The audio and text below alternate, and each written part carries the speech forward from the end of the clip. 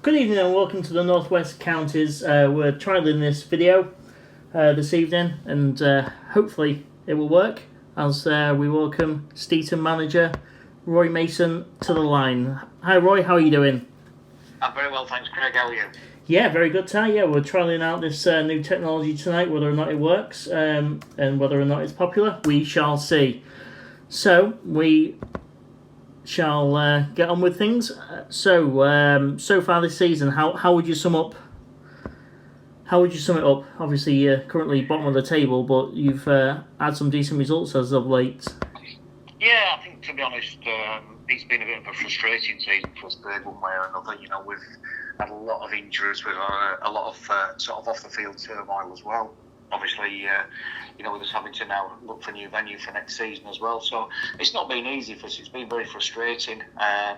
We've had a couple of games postponed of late as well, which hasn't helped us, especially when we've been on a decent run. So, I think that's probably the best word I'd use to describe the season so far. Very frustrating. You obviously had a little bit of a good run over Christmas, but you got called off against Bacup when you was winning 1-0. Do you think that had a bit of an impact on the team?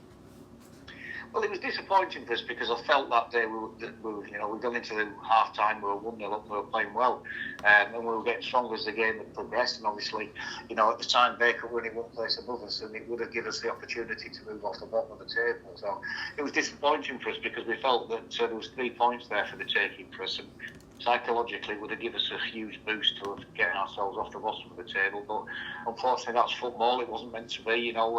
The weather was getting worse as the day was progressing. So I think, in fairness to the referee, he probably made the right call because the pitch was getting unplayable in parts as well. But nevertheless, it's frustrating for us. Yeah, you've had 2 home games on the bounce and you've lost them both, but you're still managing to score. So there's, obviously you're doing something right going forward. It's obviously the defensive record that's holding you back. Yeah, I mean the last 2 games both been a little bit bizarre really because.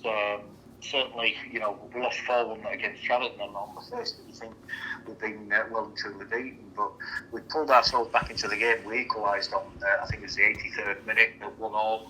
At the time, there's probably only one team going to go on and win it, but they went back ahead virtually straight from the kick-off, and that knocked the stuffing out of us. And of course, we then having to throw men forward, and we conceded a couple of late goals. It was a bit of a similar situation on Saturday as well. I felt against Ashton we didn't perform in the first half, and the players knew at half time that myself and Brian Blackwell were not happy with the way they performed. We let them know in no uncertain terms. In the second half we were dominant. We pulled a goal back, and again it looked as if we were going to get ourselves back into the game. We had a couple of chances, but then in the 93rd minute, as we're pressing forward, they break away and they make it 3-1. So it just seems at the moment every mistake we make gets punished, and at the other end we've not been probably as clinical as we can be. We're on top in games. And on Saturday you face Emley, then you've got Shelley and Daisy Hill. It doesn't come 3 tougher games really than that. No, I think in this league this year they're all tough games, and I've said right from the word go I didn't think there'd be any out favourites this year, and I think that's proved to be the case. I think anybody in this league on the day is capable of beating anybody, and that's been shown by some of the results of late. A really tight division, and it's competitive, which is good for the league as well. You get the teams near the bottom beating the teams at the top, and vice versa. There's no one running away with it, so we don't fear anybody, and that might sound a little bit daft given the league position we're in, but the mood in the camp's still very good. The lads have worked hard all season. We're confident we can go to anyone, and on our day we give them a game. Yeah, it's the tightest league in the country. Like you say, everyone can beat everyone on the day, and a couple of wins and you'll be well out of the drop zone. Yeah, we keep saying that. We've been saying this for the last few weeks to the players. If we get a win today, it'll lift us out of the bottom two. But unfortunately, we've come back in on the days that we have won, and everyone else in and around us has won as well. So, it's been a little bit unlucky for us. But I was looking at the points total. We're obviously on 22 points at the moment, and I think Atherton finished bottom last year on something like 13 points. So it just shows you it's a lot tighter than it was last year. There's no teams got adrift at the bottom. And equally at the top, it's wide open for which teams are going to get the promotion slots. Yeah, without doubt. Yeah, you've been at the club for well over a decade, 13 years, 5 months, 20 days, if you want to be precise. That's 4,919 days for them statos out there. And how much has the game changed in them 13 or so years, would you say? Oh, I think it's changed massively. I think football's changed a lot as well. Obviously, when I started managing, I was just sort of as a player manager, really coming towards the end of my career. But I think there was a bigger pool of players to choose from. I think nowadays there's less players to choose from. There's more options, sort of socially, for things to do for lads these days. And it gets tougher and tougher. And equally as well, I think the loyalty that players generally show is a little bit less as well. That lads are quite happy to jump ship and move. We see some lads playing for 2-3 different clubs within the season. At one time, when you signed for a club, you signed for the season. That was pretty much it. But it's a little bit tougher than it was. Sadly, the league, which I started my managerial career in, the West Riding County Amateur League's now defunct because of the number of clubs that have folded. That folded at the end of last season. So, you just have to look around the number of teams as well locally. It's not just in our area, it's where if you talk to people, there's a lot less football teams around there as well. As lads seem to give up playing football once they get to sort of 16, 17 now, which is pretty sad really. And we've got to look at ways of getting them back into the game and not losing them.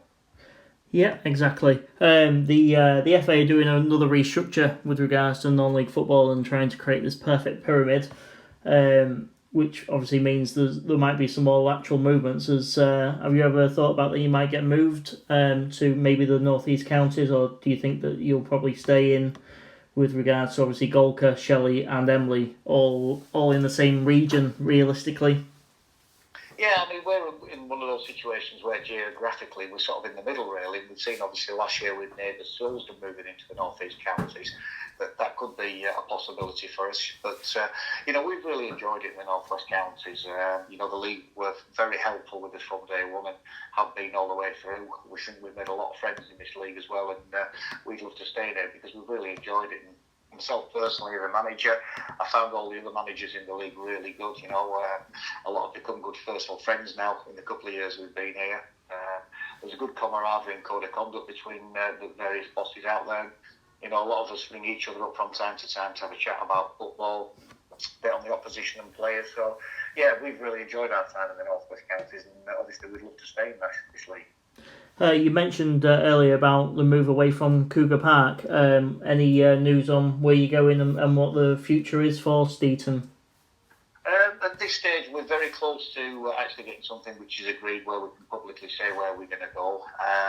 Privately, we're very happy and we're confident about where we're going to go. But there's just a couple of I's and a couple of T's to be dotted and crossed, and then we're there. But we're hoping within the next few days we can actually announce that, because that's important for us to actually get it out there with our plans for what we're going to do next year, because we're going to need the sort of businesses and people of Keighley and Steeton to get in and around us and rally around and give us some support as we're going to have to push on for next season. Yeah, that's perfect. Much appreciated for your time tonight, Roy. No worries, Craig. Thank you very much. Thank you very much.